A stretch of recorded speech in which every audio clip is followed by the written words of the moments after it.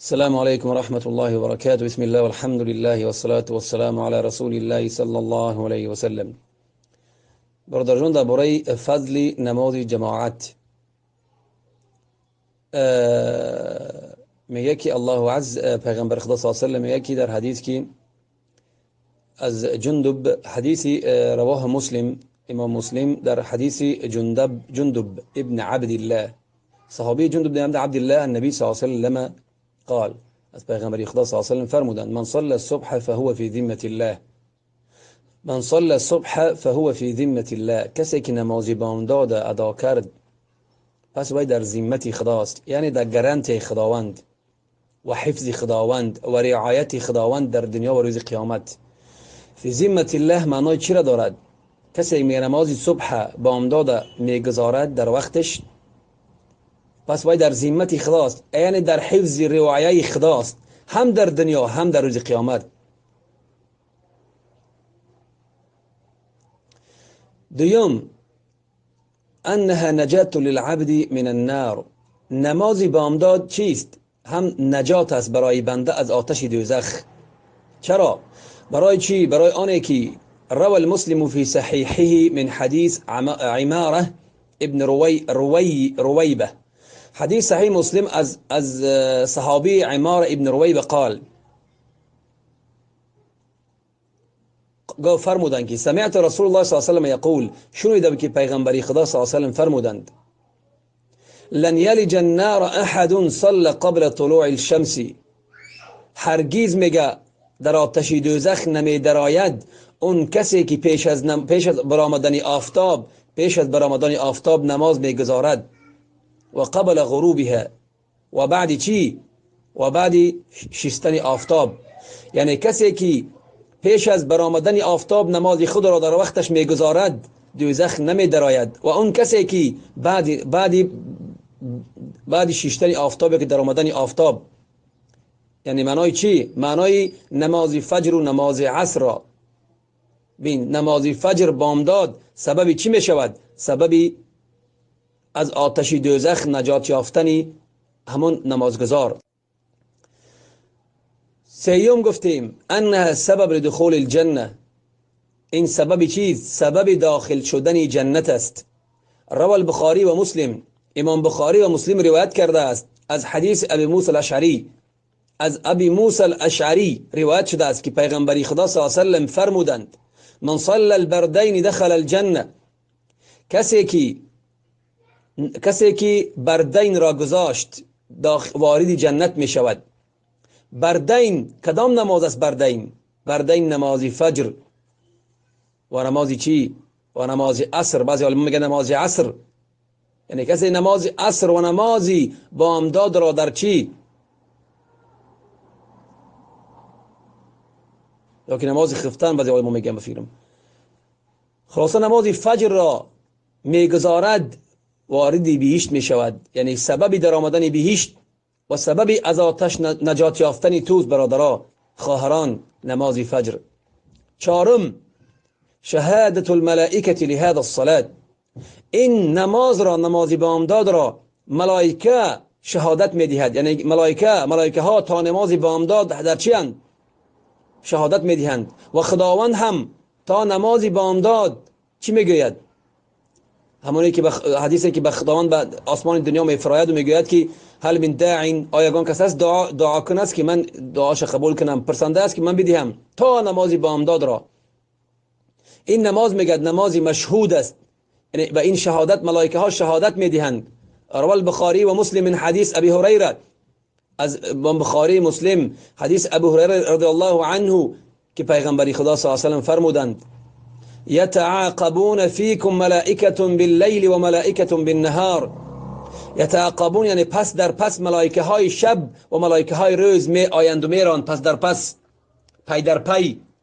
و اجتمعون فی صلاة الفجر و صلاة العصر، و یک جایه می شوند همون ملائکه ها در نماز بامداد و در نماز عصر. ثم یعرج الذین باتوا فیکم، پس اون ملائکه هایی که در شب بودند با شما بعد نماز بامداد می برایند به چی؟ به آسمان می برایند. فیسألهم و هو اعلم بهم، الله عز و جل میپرسد از آنها ولی خداوند داناتر است.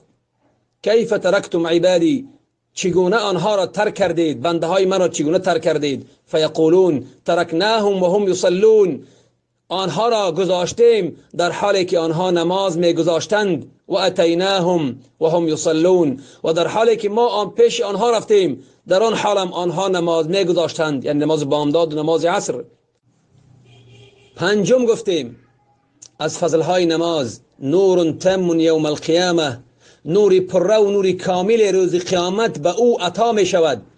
روى ابن ماجه فی سننه من حدیث سهل بن سعد الساعدی، از ابن ماجه روایت است که در سننش، کتاب سننش، حدیث سهل ابن سعد الساعدی صحابی جلیل، ان النبی صلی الله علیه وسلم قال، پیغمبری خدا صلی الله علیه وسلم فرمودند، قال بشر المشائین فی الظلم الى المساجد، مژده بده اون نفرانی که در تاریکی به نماز می روند به مسجدها، مژده بده برای آنها، بشارت بده، خبری خوش بده به آنها که آنانی که شب در تاریکی نماز فجر به چی می روند؟ به مسجد می روند. به نور تم یوم القیامه، به نور پره روز قیامت، یعنی که از آنها نور می برد روز قیامت، نور پره.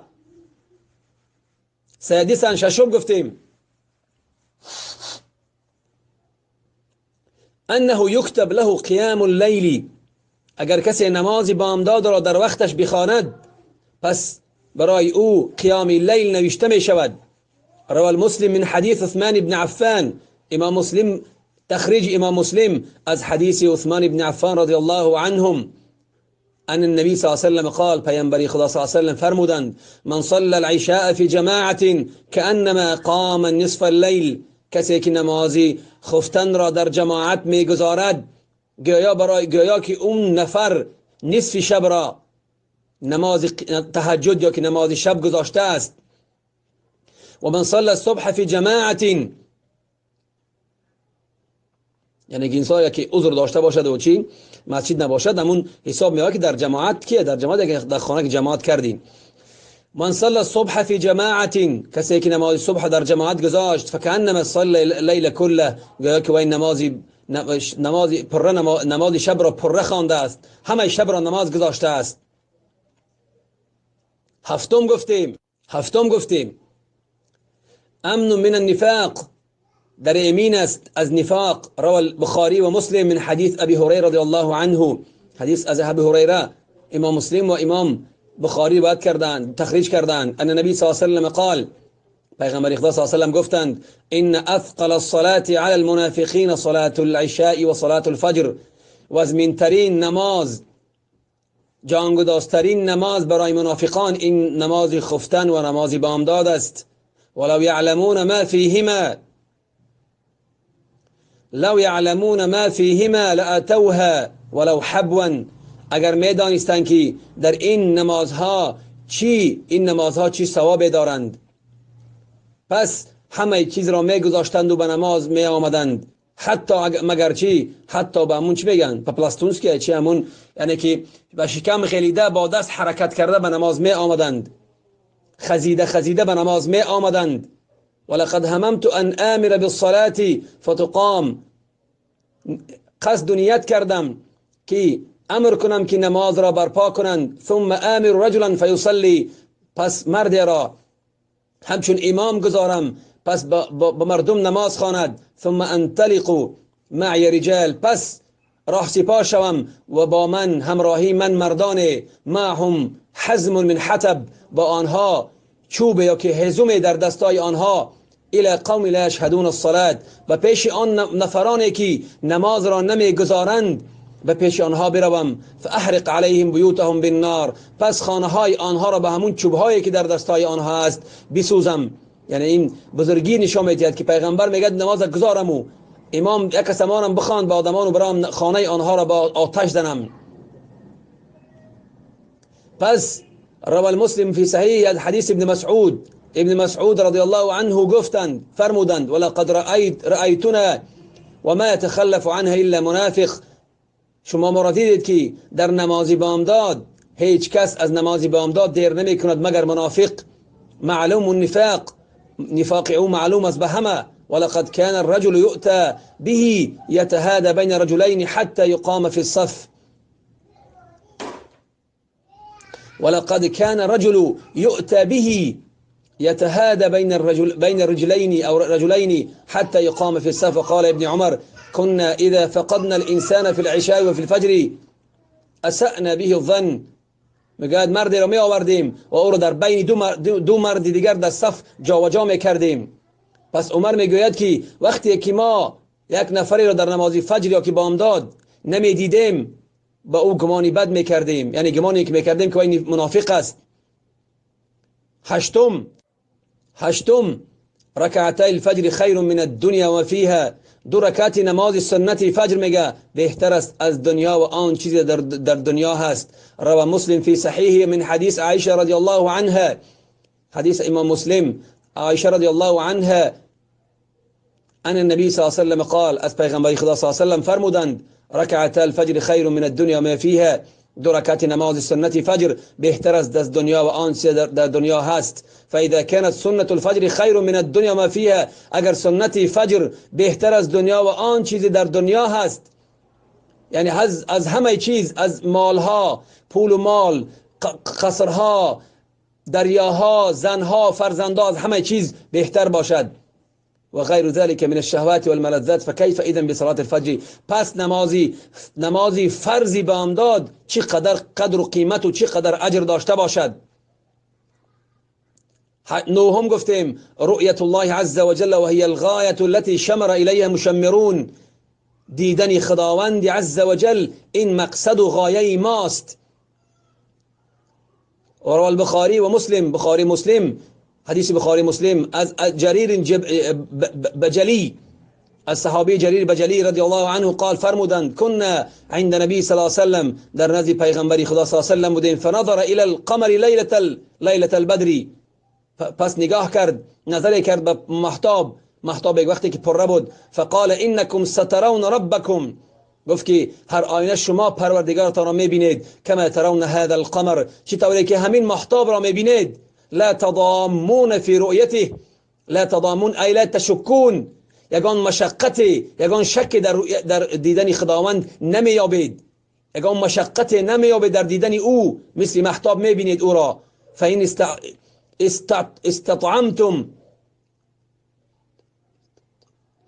استطعتم ان لا تغلبوا على صلاة قبل طلوع الشمس و صلاة قبل غروبها.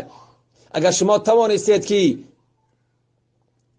ان لا تغلبوا على صلاة قبل طلوع الشمس، اگر از دست ندهید اون نمازی که پیش از برآمدن آفتاب است و اون نمازی که پیش از غروب چی است؟ غروب آفتاب است، شیستن آفتاب یا که در آمدن آفتاب. ففعلوا، پس انجام دهید که نماز، یعنی که خواب شما را غلبه نکند. ثم قرأ وسبح بحمد ربك قبل طلوع الشمس و قبل غروبها. پیغمبر گفت که پس پاک بشمار، پاک بدان خداوند را، به حمد ربک، به سپاسگزاری به پروردگارت، پیش از چی؟ برآمدن آفتاب و پیش از در آمدن آفتاب. هم گفتیم ان المحافظ على صلاة الفجر من اطيب الناس عيشا، کسی که نماز بامداد را در او رعایه می کند، پس او بهترین زندگی را دارد، بهترین، یعنی که بدنی فعال دارد. و انعمهم قلبا، و نعمت چی؟ و دلی چی دارد؟ دلی نرم. روى البخاری و مسلم از ابی هریره روایت از پیغمبر خدا صلی الله علیه و سلم فرمودند: یعقد الشیطان على قافیه رأس احدکم. شیطان میگد در پسی سر شما گره میزند. اذا هو نام ثلاث عقد، سه گره میزند. یضرب مکان كل عقده عليك لیل طویل فرقد. سه گره میزند و تو میگوید که خواب رو، شب دراز است، خواب رو، شب دراز است. فإن استيقظ فذكر الله، اگر وقتی که از خواب که بیدار شد نام خدا را به یاد آورد، بسم الله گفت یا که نام خدا را به یاد آورد، یک از آمون گره ها باز می شود. فإن توضأ انحلت عقده، اگر طهارت کرد دیگر گره آن باز می شود. فین صلى اگر نماز خواند همه اون گره ها باز می شوند. فاصبح نشیطا طیب النفس پس چی می شود؟ انسان فعال و بردم و سالمی نفس می شود. و الا اصبح خبیث النفس اگر که از خواب نخیزد نماز نگذارد پس نفسی او نفسی چی می شود؟ تنبل و کسول و نفسی خبیث دریافت می کند یا که نفسی او خبیث می شود. برای همین برادران عزیز و گرامی، خواهران محترم و مادر و برادران، نماز فجر را هرگز ترک نکنید. این ده چیز یعنی که از انسان را از چی؟ از دوزخ نجات میده، سبب نجات دادن از دوزخ، سبب در آمدن بهشت، سبب از نفاق پاک کردن او، سبب قیام اللیل شب می شود، از نفاق او را پاک می دارد. برای همین برادران خواهران گرامی، نماز فجر را هرگز ترک نکنید. و نماز ترک کردن فجر، این گفتن کو انسانی که حضرت عمر گفت که کسی که ما گمان میکردیم که نماز فجر را نمی آید گمان میکردیم وی منافق است. برای همین برادران خواهران گرامی، نماز فجر خیلی اجری بزرگی دارد. حافظوا على الصلوات والصلاة الوسطى وقوموا لله قانتين. نماز عصر را هم در اینجا چی خداوند ذکر میکند. برای همین واجب است برای ما که ما از نماز دیر نمانیم و نماز را در وقت ادا کنیم، برای که نماز وقتی خود را دارد. 2 رکعت است، اون قدر مشکلی نیست، دشواری نیست که ما او را گذاریم. در جماعت باز بهتر می شود، اجری زیاد انسان به دست می آورد. والله تعالی اعلی و اعلم. السلام.